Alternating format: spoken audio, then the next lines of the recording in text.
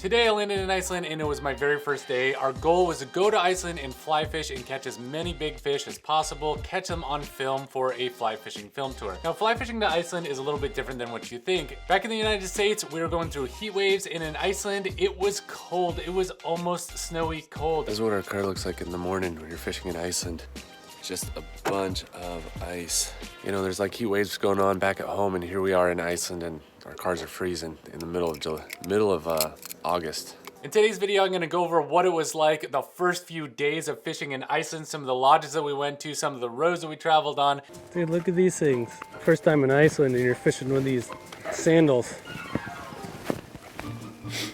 So finally figured out what these were for. He had me put these on. It's so that when you go in because the lodge is like really nice in there, when you go in the lodge, you're not getting your like muddy boots like in the lodge, so you're keeping it clean. He just said he was using a 9-pound leader last week and it was too weak. Meaning that probably broke it. Let's go. I was talking to one of the farmers and he said the ducks, you know, they get the youngsters out, you know, in the spring. Yeah. And then they disappear. No. Where? No, you're serious? Yeah. The trout eat the ducks, the ducklings? Yeah. There's not too many places like this. Yeah, they're not. It's pretty remote. Yeah, it's pretty remote and not too many places. I mean, it's just a unique river. Every time I come to the bank, you know, I just like to, you know, calm down and take a look at it. Start reading the water, see there are different, you know, different currents going on. You know, see if we can locate some feeding line or hiding line or something like this. I like to look for like a water that's like slow and maybe a little bit curly, because I know there's something that's stopping that water. All right, so this is day one fishing. We just got here. We flew into Keflavik this morning, drove all the way up here, finally made it to the lodge, and the volcano started actually erupting today. So this is actually a really cool day for us to get up here and fish. So we're gonna be fishing with that. You know, we're gonna be fishing up here for the first day. We have till 10 o'clock tonight to be fishing, so a little bit cold and breezy, but we're gonna try that. And man, I can't wait. These fish are huge, and this is why we came to fish Iceland. These big brown trout. I mean, really big. I can't believe that we're fishing with 12-pound test line. So I cannot wait to get started. And to be honest with you, it took a little bit of getting used to till we got the hang of things. Look, fly fishing in Iceland is a little bit different than what I've been used to. There's lava rock, the rivers are not super deep, not super rapid, and the structure in which you fish is totally different than anything I've ever experienced. And later in this video, you're gonna see me catch my first big brown trout, my biggest brown trout to date that I had ever caught. Up to that point, it was the biggest brown trout that I had ever caught in my entire career, but boy did I have to work for it.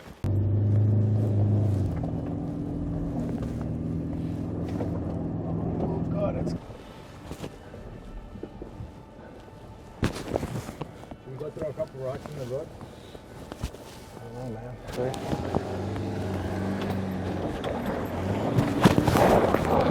Oh my god. He's gonna get it. He's gonna get it.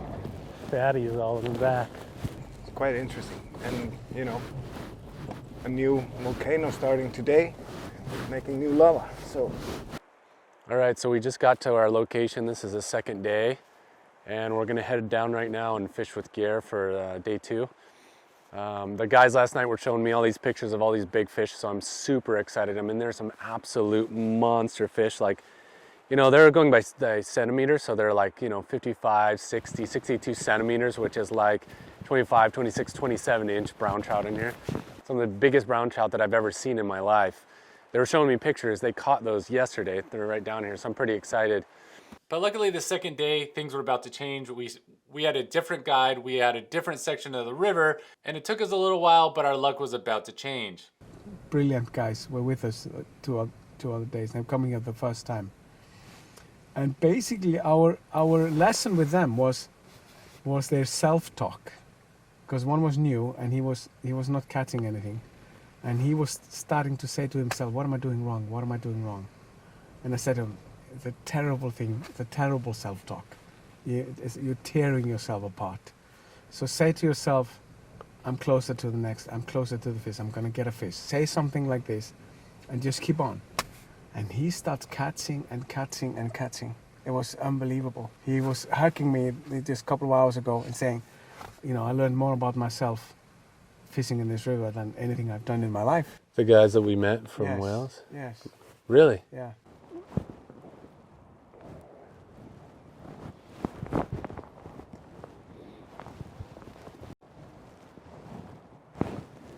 You know, I think it's not too windy for the drone. Like maybe if we go from like one spot, nice. I think there will be less wind and no rain. Excellent. Man, this is not going my way, or this not going the way I want. Like this, I suck at this, you know? Because you can see other people be successful at stuff. And they went through the same thing you probably did, but it's hard to tell yourself like, no, you're not doing anything wrong. There's nothing you're doing wrong. All right. We can do streamers down there. That's a good streamer water. Okay. This is more like a dry fly area here. Okay. So should we go for dry fly? Yeah. Yeah. Okay. Ja. He's like, oh. Go. Já, það er rétt. Herra, það kom heim daginn og pabbi segir eitthvað svona hastrar og ég bara svona. There haven't been any fish in this river in 10 years. These guys paid all this money to come out here. He's like, are you still tricking tourists to come over here and fish? They go, oh yeah, they see pictures, they believe it. Come from this guy's from the United States, he has no idea. Yeah, so this is our third session fishing. And our guide's over here talking to the local farmer, and I don't know what they're talking about over there, but they've been talking for a long time. So we're just sitting here kind of anxiously waiting to go and fish.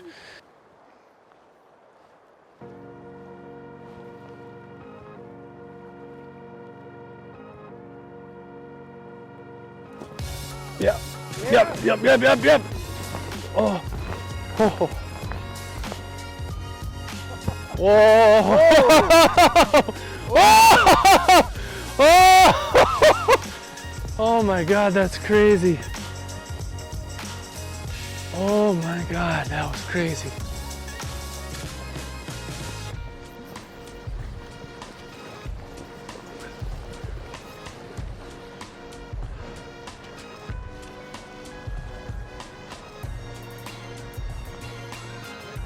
Dude, this is a huge fish.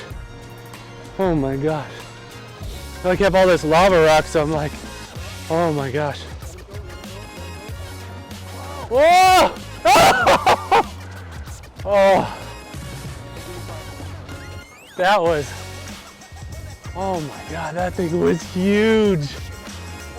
Oh. Yeah, when you said let him go and he was splashing, I knew that if I like put my rod like that.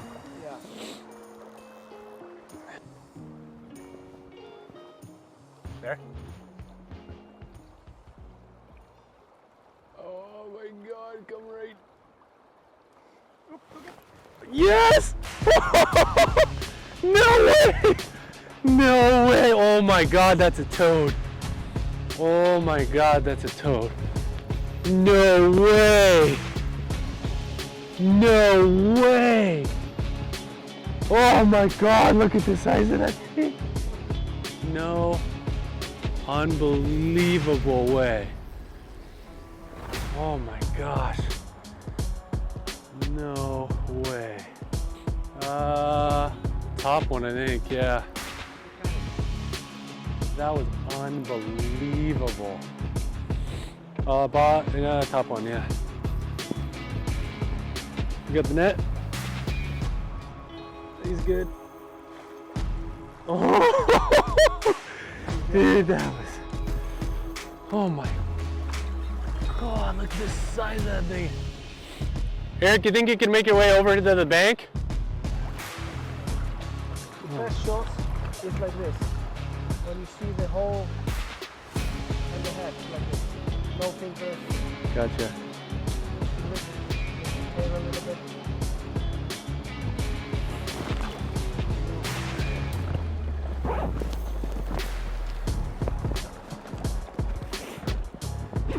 Hold on to him for just a sec.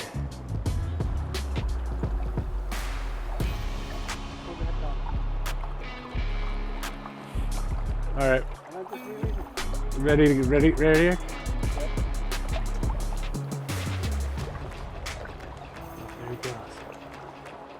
Yeah, my goodness. My goodness. Oh, That's great. dude, that was the most epic dry fly take I have ever seen in my life. Well, so we were fishing with a dry dropper, you know, here, and then you're like, this is really shallow, so we're just gonna dry fly fish this. And then you had me go right in this seam a couple of times, and then you're like, put it right by the bank, and I put it right, I'm like, okay, this water is only like this deep. And he was just right there, and he took it, and I could not believe it. When I tried to like kind of wait a little bit and set it, and I was like, no way. That was Fantastic. he was right like under, like, there's nothing in there. That water is so shallow. Yeah. He was right underneath that lily pad, just like. He was there, he turned around again. So that's why he was so close. My goodness. Yeah. Oh, interesting. So he might have been Might have been farther just below up. the little stone there. And the fly went over, and he turns around, and he comes, boom. That was the craziest dry fly take I've ever seen in my ever in my life. And that fish was the biggest brown trout I've ever caught. Really? Oh yeah. Well done.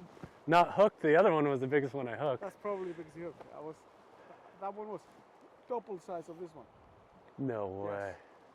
And now it's the biggest. I mean, that's the biggest one I've ever that touched. Was so deep. It was like this. So. That was let's see what unreal. I couldn't believe it. I just couldn't believe my eyes. Wow. All right. That was unbelievable. Let's get into my gloves. Easily the biggest brown trout I've ever landed in my life. Biggest one hooked and the biggest one landed in my life. You know, like, why did I come all the way to do this? And then all of a sudden you hook the biggest one and you lose it. You're all excited. And then that was the coolest dry fly take I've ever seen in my life. Came down, took it, landed that one. Oh man. And he said that the one that I lost was twice the size of that one. That was cool. Big old buck. All right. Oh man, look at this. What's the game plan, Eric? So there's another spot just similar to the one that we just fished. Basically dry fly fishing on the bank, or very, very, very close to it. A little bit longer, but looks similar to that spot. I mean, and that spot was not very long and not very open. So there's a little bit more water, but we're gonna try the same thing, dry fly, try to get them. It's evening time, so we're fishing caddis. So hopefully get another one on dries is what we're thinking. Yeah, so there's a top one there. Custom tied. And then we have another one for you to see. We have a floating, this is a floating nymph. You know, it's a foam. And some pheasant tail feathers. So it looks like a caddis nymph swimming in the surface. So we're basically fishing with the two dries.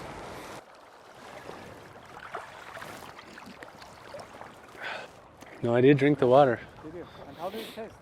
Good. Yeah. tastes Cold. great. Yeah. There's no like bad water taste. It's just like best water you can get. You can have some more. That's just so crazy to me. I'd never drink in any river in the United States, ever. Any of them. I don't care what anybody said. Far different than what I had expected originally flying into Iceland, fishing with Iceland. It was really amazing to meet multiple different guides. They speak super good English there. I was amazed at that.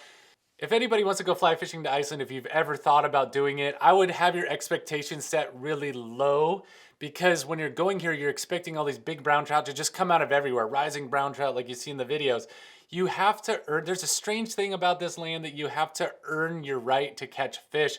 One of the things I learned from one of the fishing guides is that you have to earn your right to catch these fish. These are big magical fish and they're very, very special. And apparently you have to put your dues in to actually deserve to catch them. We certainly did that the first day and the second day. Watch more of these videos on this series where I actually catch bigger and bigger and bigger brown trout. Brown trout so big, I had no idea they actually got as big as they did. Please comment down below if you've ever fished in Iceland or you've ever wanted to fish in Iceland. I can help with that. I can help orchestrate this trip a little more smoothly than I had done. Hope you enjoyed watching. See you on the next video.